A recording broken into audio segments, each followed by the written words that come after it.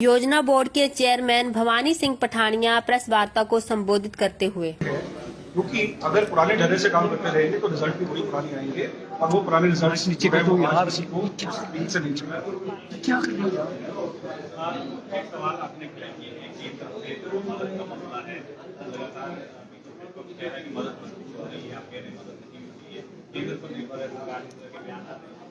आपने बहुत से गड्ढे भी गिनवाए हैं। हाँ, मेरा सवाल बड़ा सिंपल था कि केंद्र सरकार जो पैसा देती है वो कहीं किसी के घर से लाके नहीं देती, वो हर हिमाचली का पैसा है। हम जीएसटी के रूप में जो भी हम वो करते हैं, चाहे हम नमक खरीदे कुछ भी खरीदे, एक जो है जीएसटी हम देते हैं। जीएसटी का हिस्सा जो है उसका एक पार्ट हमें मिल जाता है, एक पार्ट केंद्र के पास रहता है, और बाकी जैसे आपका डिजास्टर मैनेजमेंट हो गया, सीआरएफ हो गया, बाकी स्कीम्स के थ्रू जो है केंद्र से हमें आता है।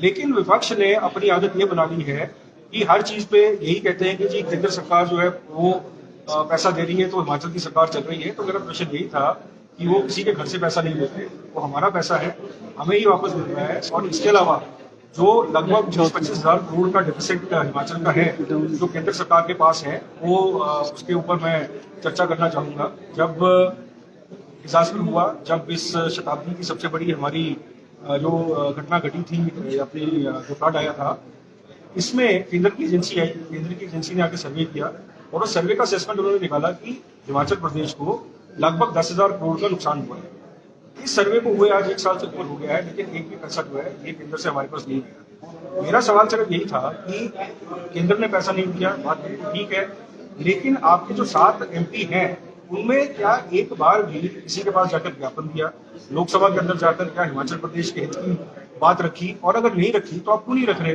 सरकार आपकी है, 7 के 7 MP जो हैं वो आपके भारतीय जनता पार्टी के हैं, तो उनका फर्ज बनता है कि हिमाचल प्रदेश की जनता का जो आवाज है उसको लोकसभा में उठाएं और केंद्रीय मंत्रिमंडल में उठाएं। इसके अलावा जो अंशदान का पैसा है NPS का, वो लगभग 10,000 करोड़ के आसपास पड़ा हुआ है। ये अंशदान इसलिए देना पड़ा था क्योंकि उस समय आपकी पेंशन नहीं थी। अब जब सरकार ने अंडरटेकिंग ली है कि आप ओल्ड पेंशन स्कीम के अंदर आ गए हैं और आपको भविष्य की आपकी चिंता नहीं है, ये हमारा चुनावी एक घोषणा थी, हमारी चुनावी वादा था, वो हमने पूरा कर दिया है, तो वो जो 10,000 करोड़ रुपया है, वो 10,000 करोड़ जो है वो हमें वापस मिलना चाहिए, जिसका हम उपयोग जो है दोबारा वापस कर्मचारी हित में जो है हम लगा सकें। और तीसरी चीज, जब हमने OPS दी तो जो हमारी बोरोइंग लिमिट थी, वो बोरोइंग लिमिट को फाइनेंस मिनिस्ट्री ने लगभग 1600 करोड़ से घटा दिया है। अगर आप तीनों को देखेंगे, लगभग 22,000 करोड़ के आसपास का ये डेफिसिट है जो बन रहा है। और मेरी जो है नेता प्रतिपक्ष से एक ही रिक्वेस्ट थी कि कृपया आप भी आवाज उठाएं और आपके जो 7 चुने हुए, 4 लोकसभा से, 3 राज्यसभा से जो आपके मेंबर पार्लियामेंट हैं, उनके थ्रू आप केंद्र के साथ लाइजनिंग कीजिए। और अगर हमारी जरूरत पड़ती है, मुख्यमंत्री महोदय उनको बड़ी बार बोल चुके हैं कि हम आपके साथ चलने को तैयार हैं। सर, लाल सेब, लाल गाल, देखिए ऐसा है कि ये सेब हमारे लिए, हमारी आर्थिकी के लिए बहुत ही महत्वपूर्ण है। 4 जिले लगभग काफी हद तक जो है सेब के ऊपर निर्भर करते हैं। 5,000 करोड़ की अर्थव्यवस्था है और हमने इनका जो ट्रेंड देखा है, उस ट्रेंड के हिसाब से हमको थोड़ा डर लगा हुआ है। और वो डर इसलिए लगा है कि 2023 में जब प्रेसिडेंट जो बाइडन हिंदुस्तान आने वाले थे, उससे पहले केंद्र की भारतीय जनता पार्टी सरकार ने वॉशिंगटन सेब के ऊपर ड्यूटी 70% से घटाकर 50% कर दी।